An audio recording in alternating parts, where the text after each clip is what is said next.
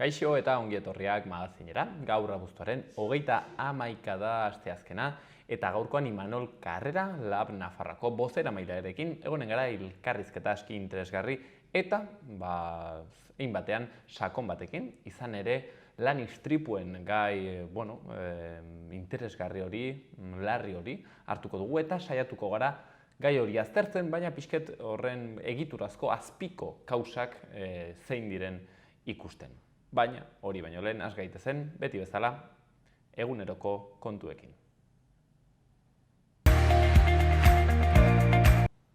Lehenik eta behin, efemerideak.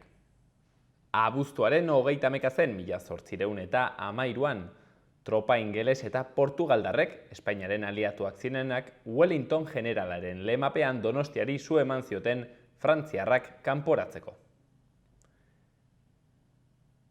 Eta 1829an, Bergarako besarkadaren bidez, lehen gerra karlistari amaiera eman zitzaion.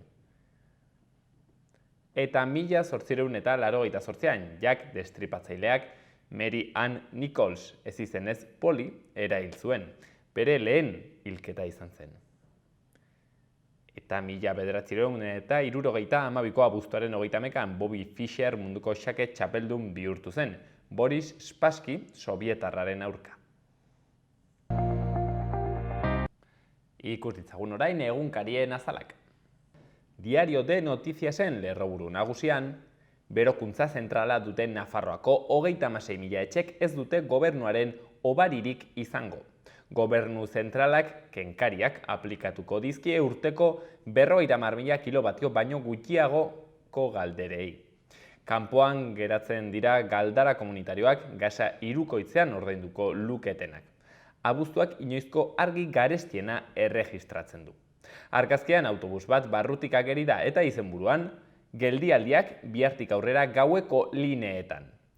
Hilaren batean 30%ko deskontua ere jarriko da indarrean garraio publikoko autobus bonuetan. Berri gehiago, Barkosek bankuei eta energetikoei ezarritako zerga defendatzen du. 10% igo da lanaldi osoko kontratazio mugagabea. 3 berolatuek 5.000 pertsona hil dituzte estatuan. Eta gobernuak 16 urterekin baimenik gabe abortatzea baimentzen duen legea onartu du. Diario de Navarra orain lerroburu nagusian, inflazioa 10%tik gora instalatzen da eta gasolinek bakarrik laguntzen dute geldiarazten. KPI aurreratuaren arabera, azpiko inflazioa 6,4an dago. Komisiones Obrerasek, UGTek eta AFAPnak inflazioaren aurrean soldata igoerak eskatu dituzte Nafarroan. Bertze lerroburu batean, Nafarroko Unibertsitateak ia betekada izan du ikasleekin. 2.500 ikasle estreinatu dira Nafarroko Unibertsitatean eta matrikulen kopuruak gora egiten jarraitzen du, 13.000 guztira. Akitzeko berri bat gehiago, autobus bonuaren beherapena 55.000 nafarrentzat aurre ikusten da. Gara egunkarian, abortuaren lege berriak emakumeen askatasuna zabaltzen du, hori jarri dute lerroburuan. Bertze aurrerapen batzuen artean egungo legedia aldatzeko proiektuak 16 eta 17 urteko gazteen gurasoen baimena ezabatzen du.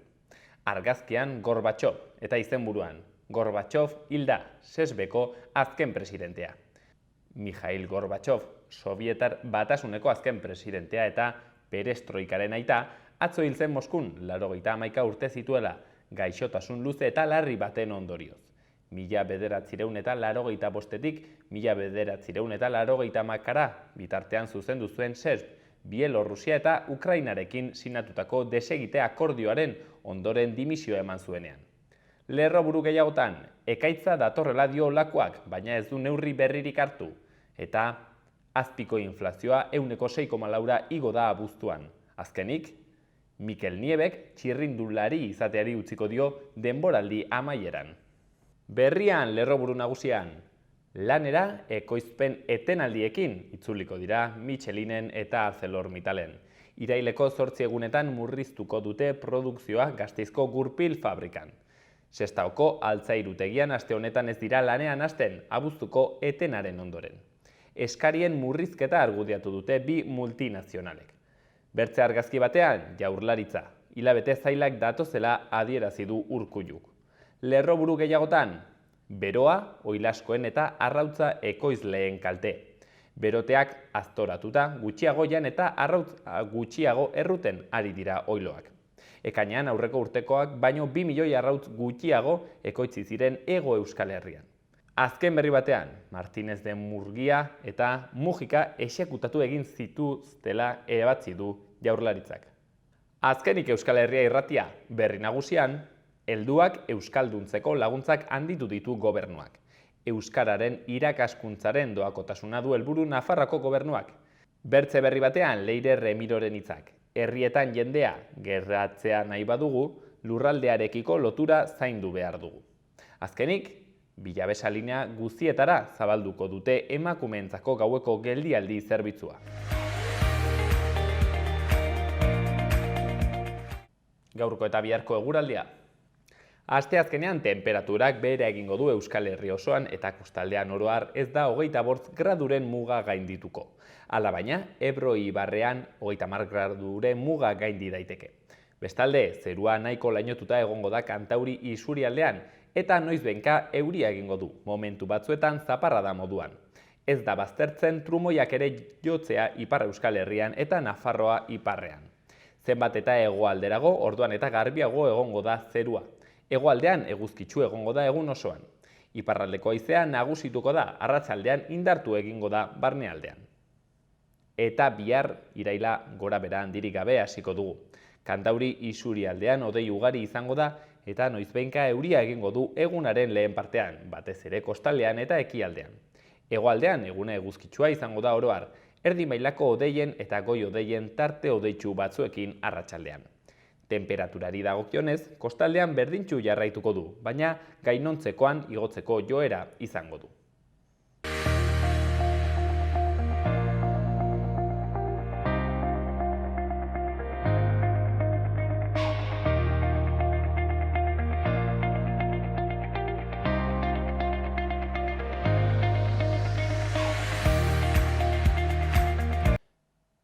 Joan den asteko Garako egunkariko azala nahiko inpaktante izan zen, eta atera zuten hor, lerroburu nagusian, Hego Euskal Herrian, bortz egunean behin langile bat hiltzen dira.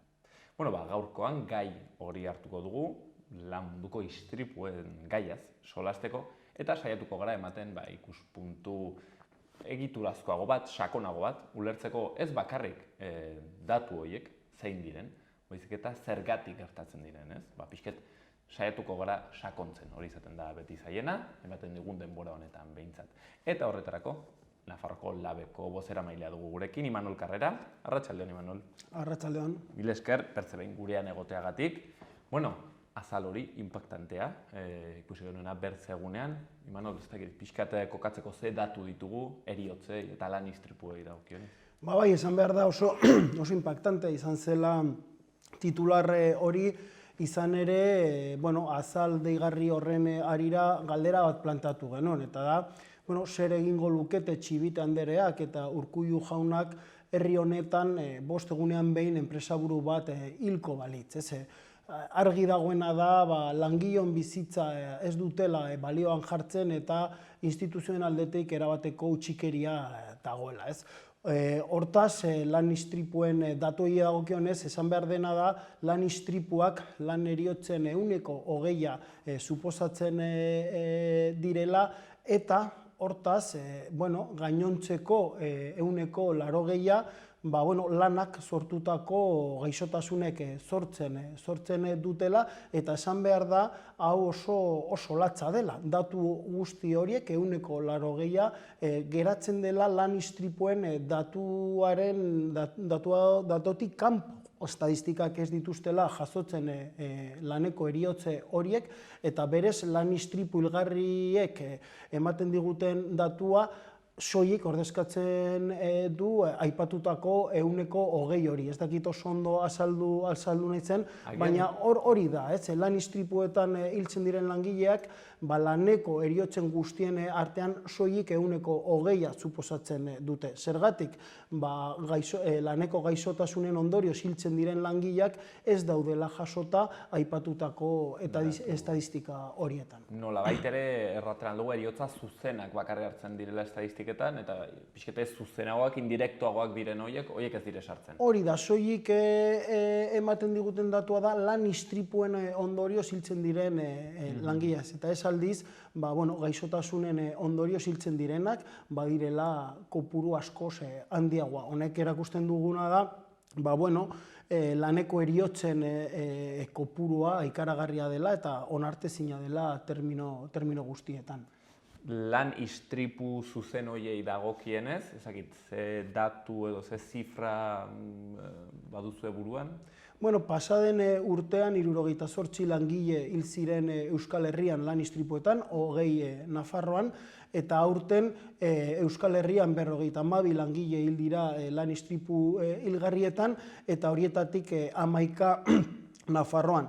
Kopuru hau aurreko urteekin alderatzen baldin badugu, esan dezakegu kopuru honek eramaten gaituena pentsatzera aurten gaindituko dugula zifra hori. Eta hau berriro diot oso larri da, eta esan dezakegu larrialdi egoera batean gaudela lan osasunari dagokionez. Pixketi, impactantea da pentsatzea, modu hotz horretan, zifren eta estadistiken arabera, oraindik falta diren Nafarroan ere, hilko dira zenbait langile, datuek hala diote. Hori da, egiten baldin badugu esan bezala aurreko urteekin analisi bat esan daiteke gaindituko dugula, eta hau horrela abuztuaren amaieran hau lan esatea barbaridade bat da, oso larria da, eta horregatik esaten duguna da, larrialdi egoera batean gaudela, eta instituzioen aldetik neurriak hartu behar direla, bestela izango dugun etorkizuna oso komplikatua izanen dela, eta esan behar da, momentu honetan lanera joaten diren langileak ez dutela beraien bizitzak bermatuta, eta ez dakite ea bizirik itzuliko diren gaur etxera, eta hau berriro diot, ikuspuntu guztietatik onartezina da. Saiatuko gara horren kausetan pixkat sakontzen, Imanol, hori baino lehen, historia hurbila pixkat kontuan hartuta, 80. hamarkadatik gutxi gora bera honat, hala ere, erran dezakegu datuak hobetu direla? Ikusten da lan istripuen joeran aldaketak daudela, eta aldaketa horiek normalak dira eredu ekonomikoa, eredu produktiboa aldatzen delako. Hau da, bereziki prekarioak ziren sektore batzuk desagertu dira, ere lan istripu asko industria sektorean gertatzen dira eta industriaren pisua galdu dugu. Orduan, ondorioz, aldaketa horiek eragina izan dute lan istripuen bilakaera hortan, ez? Eta esan dezakegu, batzuetan jeisten direla datu horiek. Baina guk egiten dugune azterketa, fokoa jartzen du beste elementu batean, eta da, 80. hamarkadetik hona Europa mailan eman diren aldaketak lan osasuneko araudian ez dutela ia eraginik aipatutako joera horretan. Bai dutela eredu ekonomikoan ematen diren aldaketek, baina aldiz lan osasuneko araudian ematen diren aldaketa garrantzitsu horiek ez dute eragina hemen Euskal Herrian. Zergatik, Espainiar estatuan lan osasuneko araudi guztiak ez direlako betetzen. Hor dago fokoa, ez? Orduan guretzat garrantzitsua da hori, bilakaeraren hori, azterketa egiteko, esan behar duguna da, eredu ekonomikoak bai duela eragina, baina aldiz, Europa mailan sortutako lan osasuneko araudiak ez. Eta hori da, salatu behar duguna eta hemen bultzatu behar duguna, ez? Azken finean legea bete behar dela. Nolabait ere, datuak hobetu direla, baino ez araudia hobetu delako, baizik eta erraten zenuen bezala, ez? Lana bera aldatu delako.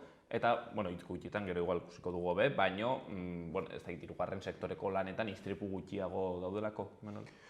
Hirugarren hori da zerbitzuetan, hirugarren sektorean, istripu gutxiago daude, baina gero esan behar da hasieran esan duguna, ez? Askotan, lanak sortzen dituen gaixotasunak ez ditugula aintzat hartzen, orduan, pixka fiktizioa da hori, ez esatea. Hirugarren sektorean bestelako arazoak ematen dira, eta horiek sartu behar dira, aztertu behar dira eta kontuan hartu behar dira. Eta momentu honetan esan daiteke, sektore horietan sortzen diren gaixotasunak ez direla aintzat hartzen eta ez dugula argazki osoaren perspektiba eta hor atzean dauden datu guzti horiek. Imanol, errandugu 80.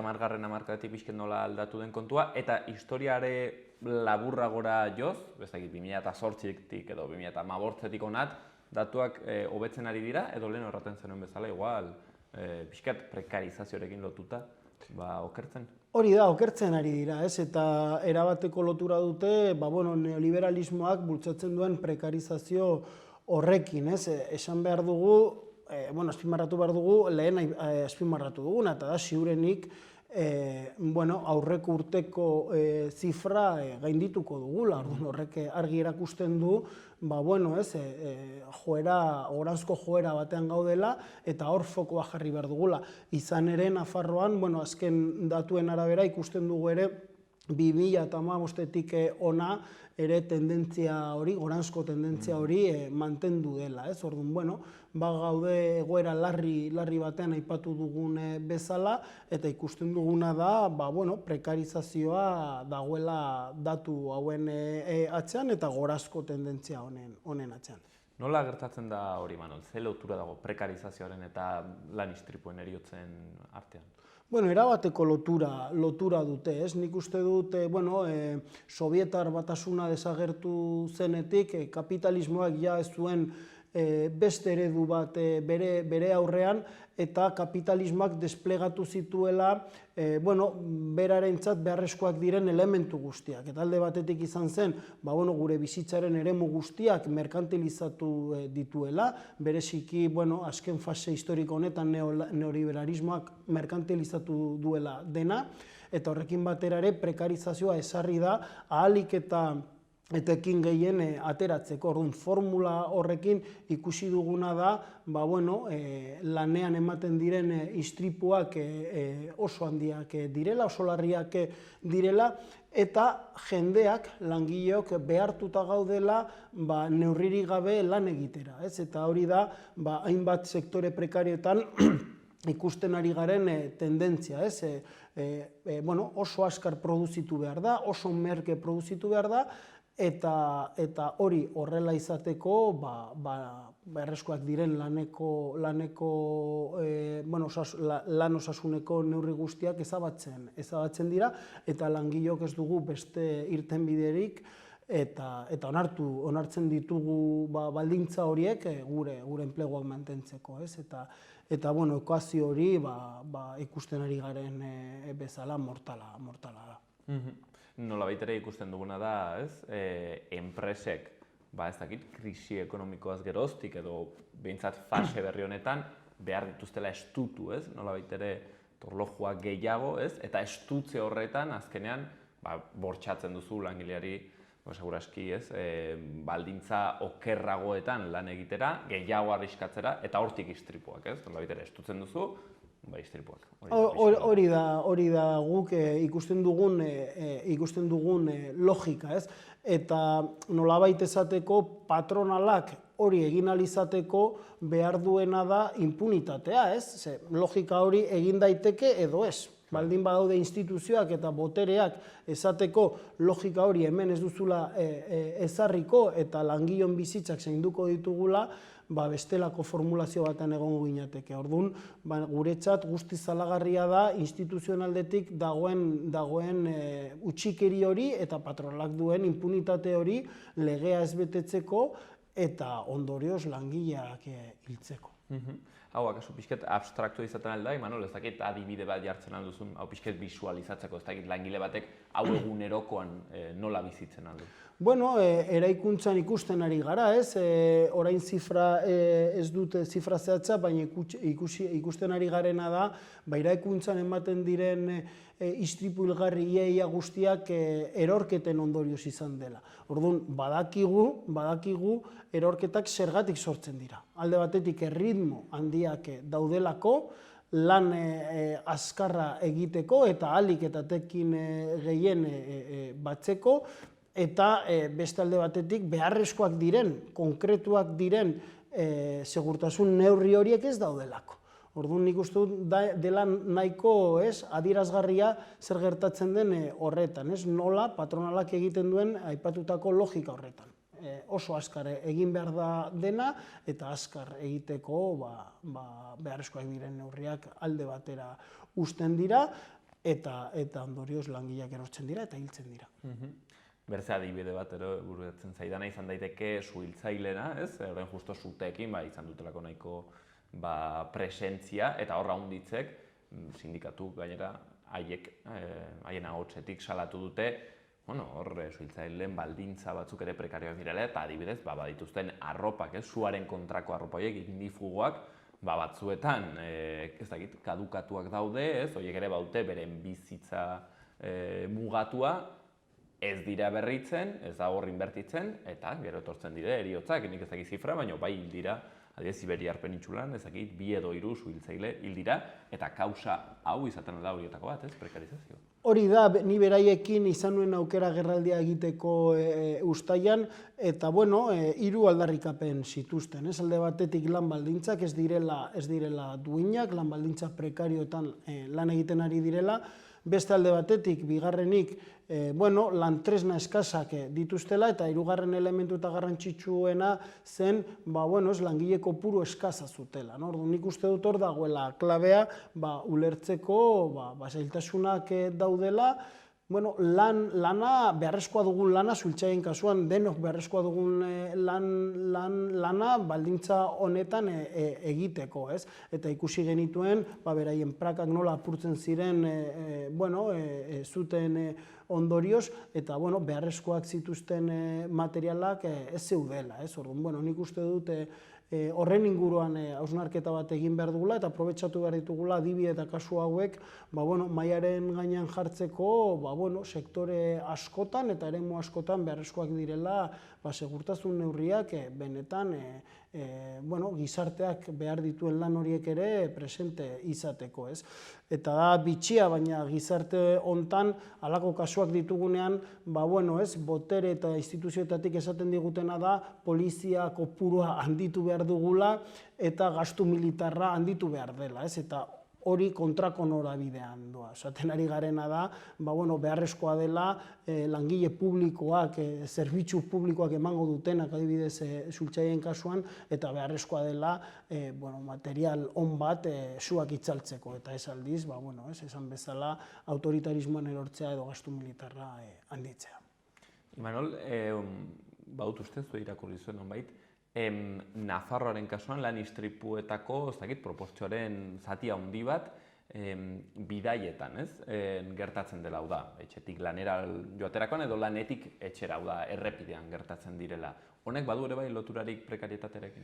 Bai, erabatekoa, eta Nafarroan horretan adi egon behar gara eta sindikatuaren aldetik egin dugun azterketa horretatik jarri dugu fokoa. Initin ere diren istripu horietan jarri dugu gure azterketa, eta esan daiteke aurreko urtean 20tik 10 barkatu langile hil ziren initirere. Hau da, etxetik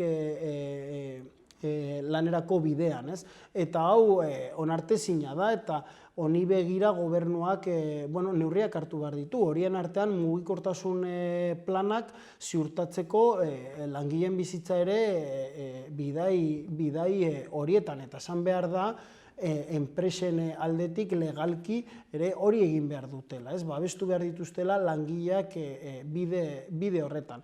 Aipatuko ditut bi adibide honekin lotuta. Arturo Rojasen kasua, Zarrakastelutik lanera joan zena, 30 kilometro egin zituen txirrindulaz gauean errepidetik, eta kotxe batek harrapatuta hil zen.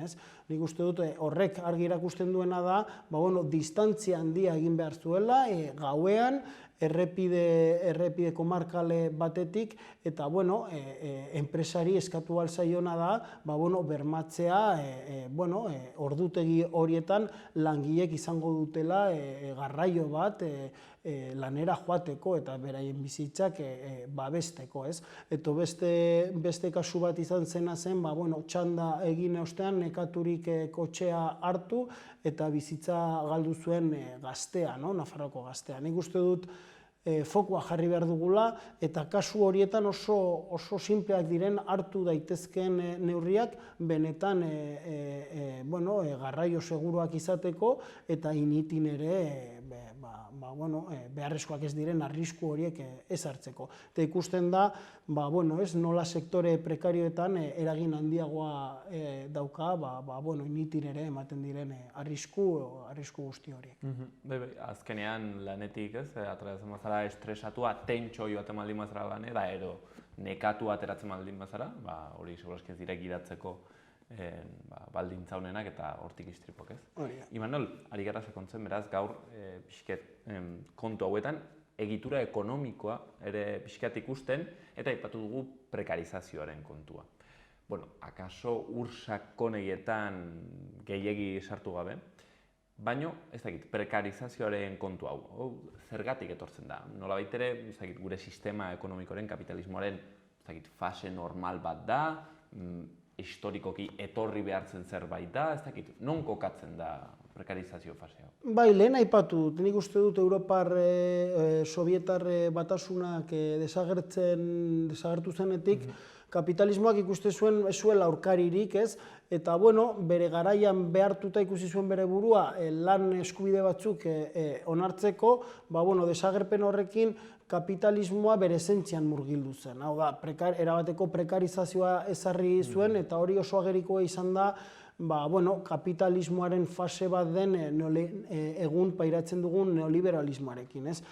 Merkantilizatzen dute dena. Dena da negozio bat, ez? Orduan, gure bizitzaren eremu guztiak negozioak dira, erosi daitezken emozioak, sentimenduak eta kontu materialak dira, eta hori da bermatzen dena, ez? Orduan, hori, edo horretan, ahalik eta diru gehien ateratzeko prekarietatea oso beharrezkoa da, ez? Eta hori globalizazioarekin ikusi dugu, ez? Orain pandemiak oso agerian utzi duena, ez?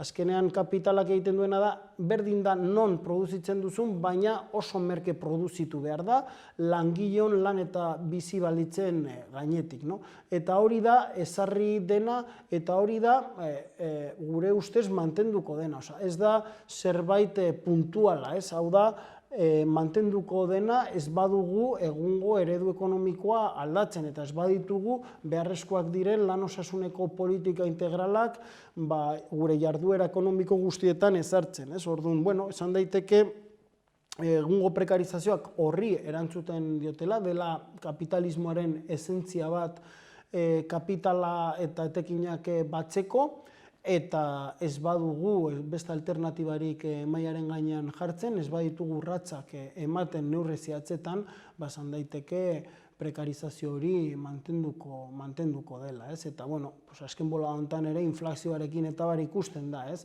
Esaie inporta guk erosa ahalmena galtzea eta gure bizitza pobretzea, ez?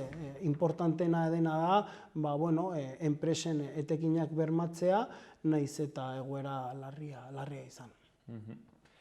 Egiturazko aldaketa eman dira, beraz, alde batetik presio horretan eraten dugunez, prekarizazioan, baina baita ere hasieran aipatzen zenuena, egitura bera, hau da, zertan egiten dugun lan, hori ere aldatu dela, ez? Lehenago industrian, lehen sektorean ere, garai batean, eta orai, batez ere, sektore zerbitzuetan, ez? Terziarizatuan. Ezakit, hor ere sortzen diren arazoak, istripuak ere badute zer ikusteko honekin, ez dakit adibidez, estresa, erran daiteke ere bai, prekarizazioarekin lotutako zerbait dela, edo haiek errango dute, ez dakit, oraiko gazteak pixke eta gian ahulak garela eta hortik tortzen direla gure arazo hauek. Bai, ikusten ari gara, ematen diren aldaketa horietan, arrisku psikosozialen pisua oso handia dela, gero eta handiagoa. eta pixka bat erantzuten dio zuk aipatzen duzun horri, ez? Badaudela bestelako formulak ere prekarizazioa ezartzeko, eta zerbitzuen sektorean ikusten duguna da, estresaren forma hartzen duela, ez? Gazteekiko adibidez, erabateko presioa dago, ordutegi jakin batzuetan lan egiteko, ahalik eta azkarren lan egiteko, eta horrek erabateko estresa sortzen du, eta gure lan osasuna kaltetzen du. Hala ere, oraindik ere arrisku psikosozialak aintzat hartzeko eta benetan estadistiketan sartzeko zailtasunak ditugu eta ahaleginak egin behar ditugu egun ematen diren forma ezberdin horiek aurreikusteko eta beharrezkoak diren azterketetan eta datuetan sartzeko, baina bai, arrisku psikosozialen eta gaixotasunen garrantzia erabatekoa da, eta aipatu dudan moduan hasieran datu horretan erabat alboratuak daude, eta bada modu bat diskutatzeko benetan dagoen lantokietan dagoen errealitatea, prekarietatean eta lan osasunarekin lotuta. Nik uste merezi duela gainera horretan ere sensibilizazioa handitzea, zeren gero errealitatean ikusten dugu, jendartean zati handi bati eragiten duen zerbait da, eta zuzenean gure ongizatean eragiten duena, eta muturreko kasu batzutan eriotzetara ere eramaten alduena, buruaz beste egiten den bezala, gazteen kasuan gainera eriotza tasa nagusietako bat, dena faktore nagusietako bat.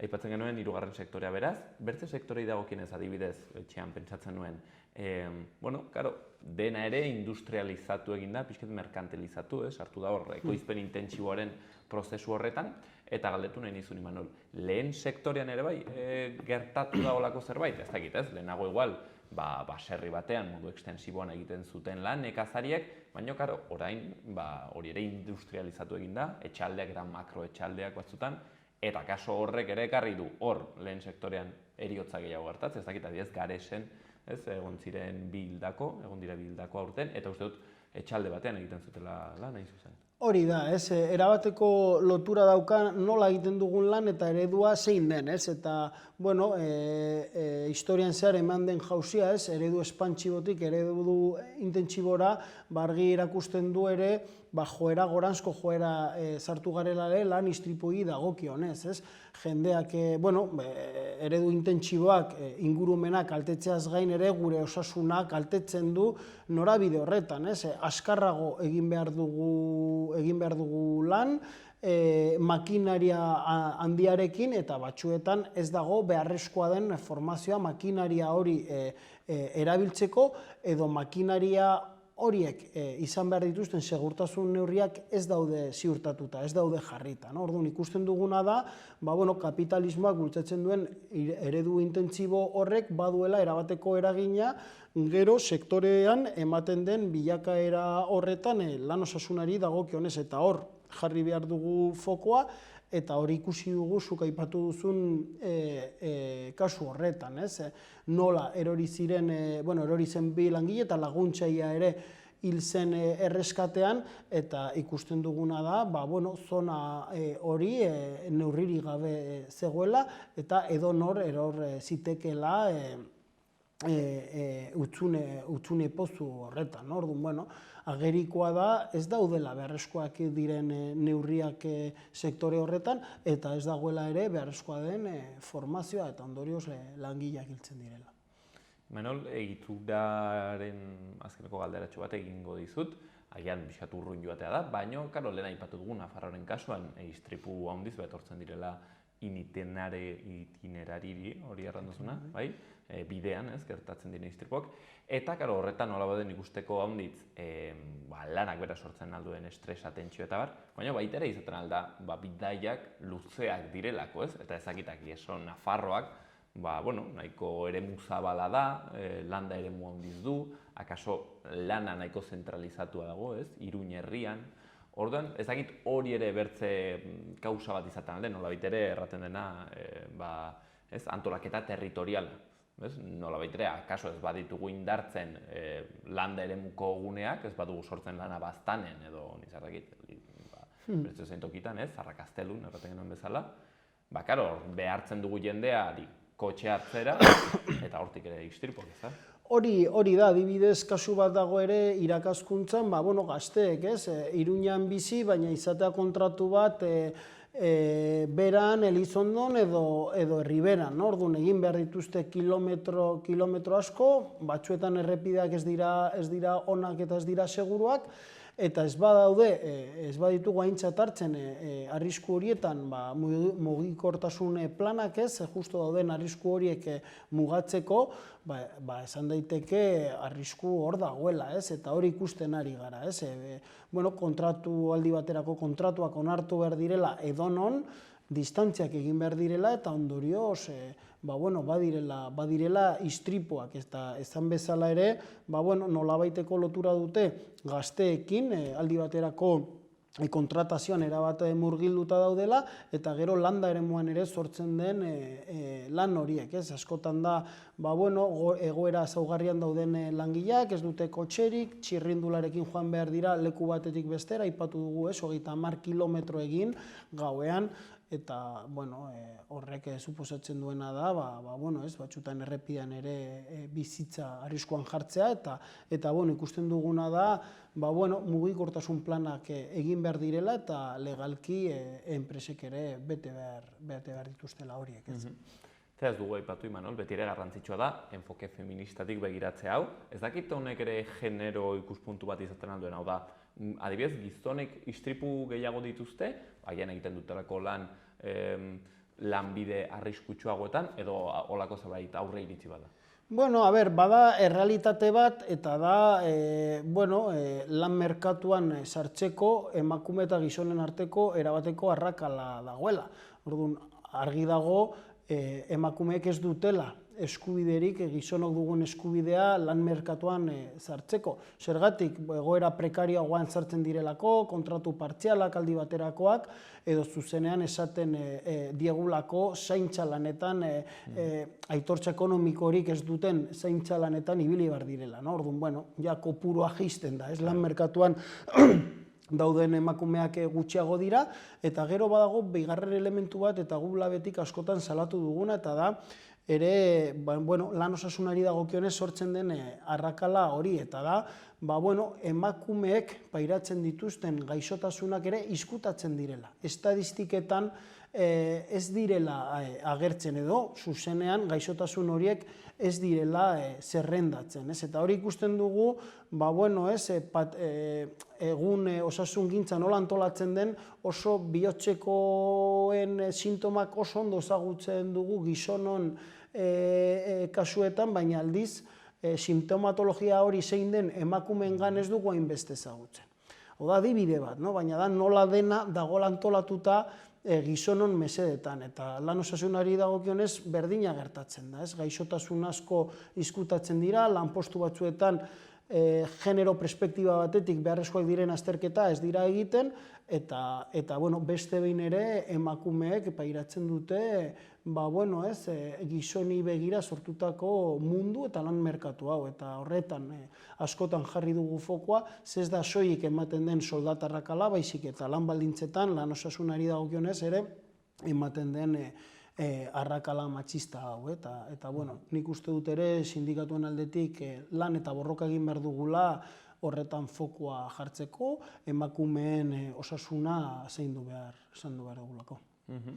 Horai ere, segurazki hortan bertze pausotxo bat eman da, hilekoarekin egin den legedi berri honetan, nonbait emakume batzuek, frogatzen badute edo medikoak ala erraten badu, bereziki hileroko mingarriak dituztela, orduan posible dutez, baja moduko bat hartzea, hori ere da, erraten genuen hori bisibilizatzea, kasu honetan emakumeen partikularidade horiek, zenbat urtetan egon direnak alboratuak eta inbertze emakume joan izin dire lanera ikaragarrizko minekin, baina hori etzen hartzen kontuan. Imanol, bukatzen joateko aipatu duzu, hoixen, sindikatuen lana eta fokua jarri behar dela emakumetan, eta orokorren lan istripuen kontu hau bisibilizatzen, zuek ari duzu egiten kanpaina bat nolabait ere sentsibilizatzeko honen inguruan, Imanol, horrek erran nahi du insensibilizatu egin garela, ez dakit, azken urteetan, akaso lehenago, sindikangintzaren urrezko urteetan guztionek bazuen bertze presentzia bat gehiago kezkatzen zigun lan istripuen kontu guztiak? Bueno, nik esango nuke urrezko garai horiek etortzeke daudela, ez? Nik esango nuke ere lan istripuen inguruan lehenago ez zegoela kontzientzia handiagorik, ez? Nik uste dut bilakaera txar bat izan dugula, baina aipatutako prozesu historikoaren ondorioz nola garatu den kapitalismoa, globalizazioa eta egun ezagutzen ditugun lan harremanak. Eta nik uste dut zifrak ezagututa badugula erronka bat, ez? Eta da, honi buelta eman behar diegula. Orduan, perspektiba horretatik, guretzat garrantzitsuena dena da, larrialdi egoera honen kontzientzia hartzea, zabaltzea, horretan lan izugarria egin behar dugu, ez soilik langileon artean, baita gizarte osoaren artean ere. Eta hor, kokatzen dugu erronka bat, eta bigarren erronka da, eta horretan ere autokritika egiten dugu lab sindikatutik da, interpelazioa, instituzioei begirako interpelazioa eta borroka eta presioa areagotu egin behar dela. Eta orain arte, adibidez, funtzionatu dugu protokolo batekin, gutxieneko erantzun bat planteatzen zuen protokolo batekin, eta lab sindikatutik ikusten duguna da ez dela eraginkorra. Horrekin ez dugula gaitasunik egungo egoerari buelta emateko, eta ausartuagoak izan behar garela benetan lan osasunari dagokionez ofentsiban jartzeko aipatutako erronken gainean. Horregatik esaten duguna da, badela momentua sindikatuen interes korporatiboetatik harago elkarlana sustatzeko herri eta auzoetan, lantoki guztietan, sindikatuen artean benetan areagotzeko beharrezkoa den presio soziala gai honekin. Beste kasu batzuetan, beste biolentziekin ematen dena, kasu honetan ere lan istripui dagokionez horrelako zerbait sortu behar dugula. Horregatik esaten dudana da, badugula erronka handia, sindikalismo berriak, labetik aldarrikatzen dugun sindikalismo berriak horretan jarri behar duela fokoa eta benetan baditugula baldintzak horretan urratsak emateko. Horregatik esaten duana da, borrokatzen baldin badugu, benetan autokritika eta bestelako tresnak eta formula jartzen baldin baditugu mahaiaren gainean, emaitzak izan ditzazkegula norabide honean eta hor jarri behar ditugula gure ahalegin guztiak. Zergatik, Imanol, izaten duzuen erreferentziazko zifra bat edo lan istripui dagokionez, ez? Nolabait ere helburu bat iritsi beharko ginen onat. Eta horren aritik egiten dizut galdera bat, eta espero dut ez izatea sobera insensiblea, ez? Istripuak izan dituzten pertsona eta familiarrekiko, baina posible da solastea istripu tasa onargarri batez, jartzen dizut adibide bat.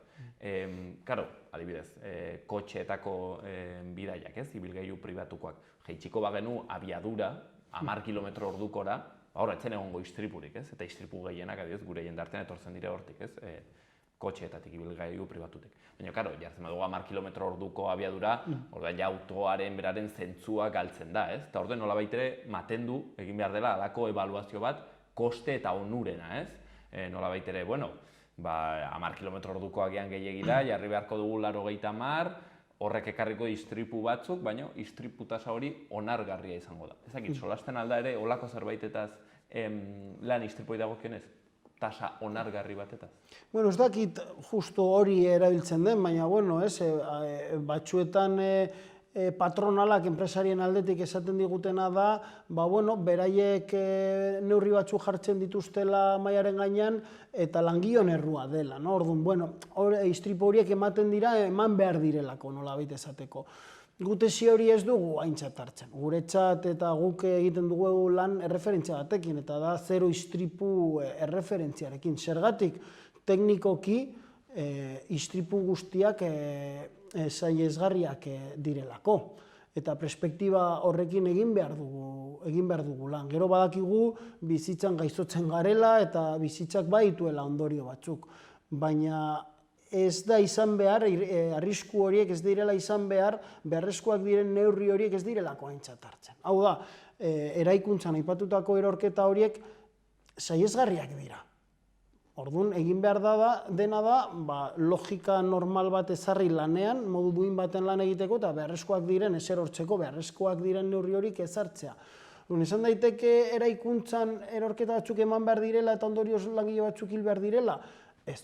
guretzat teknikoki frogatuta dago erabat sahiesgarriak direla. Orduan, horretara jarri behar gara, ez? Eta hori da, lab sindikatutik dugun aspirazioa, eta horretan jartzen gara. Bestelako diskurtsuetan erortzea, aipatu dituzun diskurtsu horietan erortzea, nik uste dut da, patronalak ezartzen duen marko horretan erortzea, eta berriro diot teknikoki frogatuta dago, ekidin daitezkela istripu horiek, beharrezkoak diren neurriak hartzen baldin badira. Orduan, horretan jarri behar dugula fokua, ez.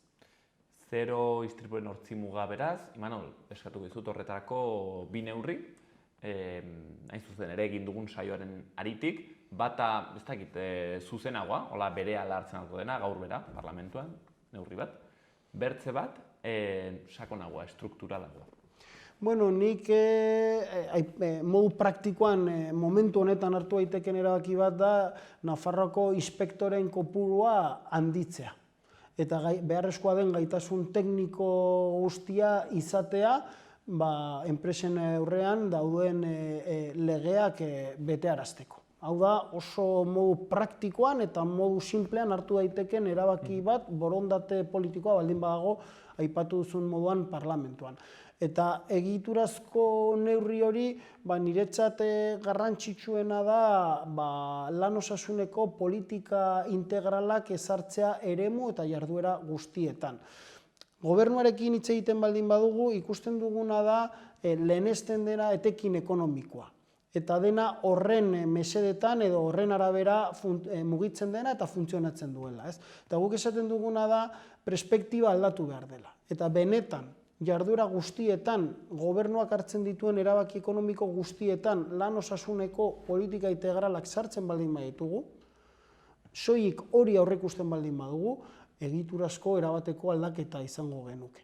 Orduan, ez dugu, eskatzen dugu ere, eredu ekonomiko aldatzea, hori izango zen, egiturazko neurririk handiena, baina hori baino lehen esaten duguna da, politika integralak egin behar direla eta benetan erabaki politiko guztietan lan osasuna aintzat hartzea. Hori egiten baldin bada benetan eta aukerak daude ere hori egiteko, aipatutako datuak jaitsiko lirateke. Orduan, pixka bat perspektiba horretatik kokatzen ditugu neurri hauek. 5 egunetatik behin heriotza bat, beraz, Hego Euskal Herrian, erran dugun bezala, heriotzak dira, ala erailketak, hori ere galdera airean geratzen da. Erran dugun bezala, honek prekaritatearekin fondoko, estrukturako, kausekin duelako ikusteko, istripuak diren, kasualitatea diren hori agian zalantzan jarri beharko zen, eta horretan sakontzeko, erran bezala, gaur, Nafarroako labeko bozeramailearekin, Imanol Carrerarekin, hizketaldi sakontxo hau izan dugu. Imanol, mila esker zure pazientzia eta pedagogia guzti honengatik. Eskerrik asko zuen lanagatik eta aukera emateagatik.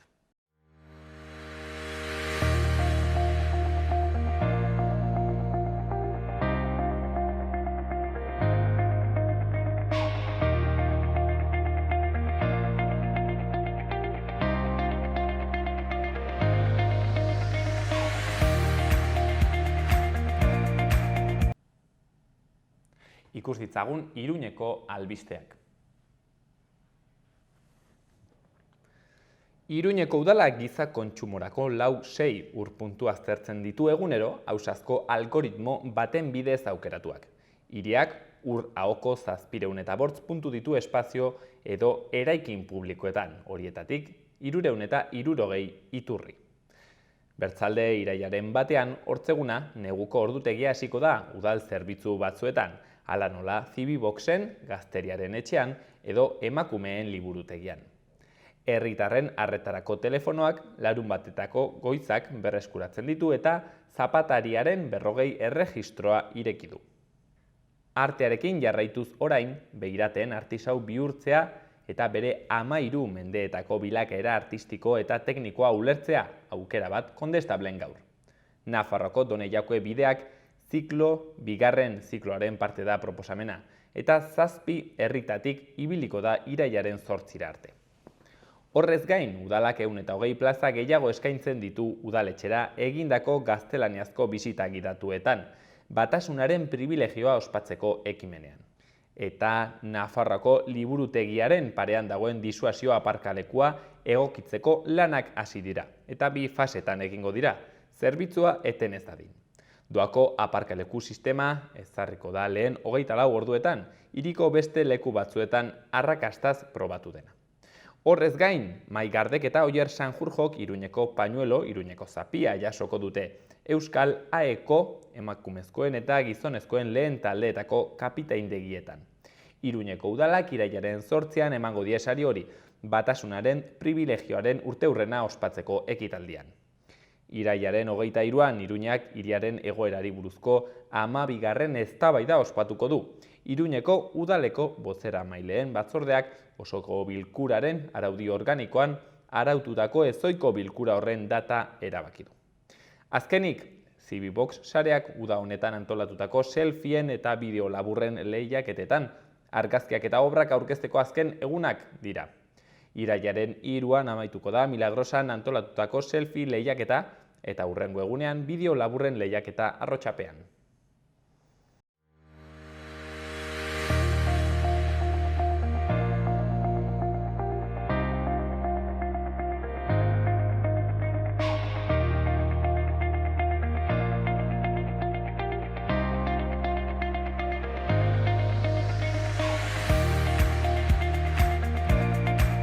Hauxen izan da dena gaurkoz magazinean, abuztuaren 31 honetan, bihar iraila hasten da, hurrengo arte beraz. Gobierno de Navarra. Nafarroako gobernua.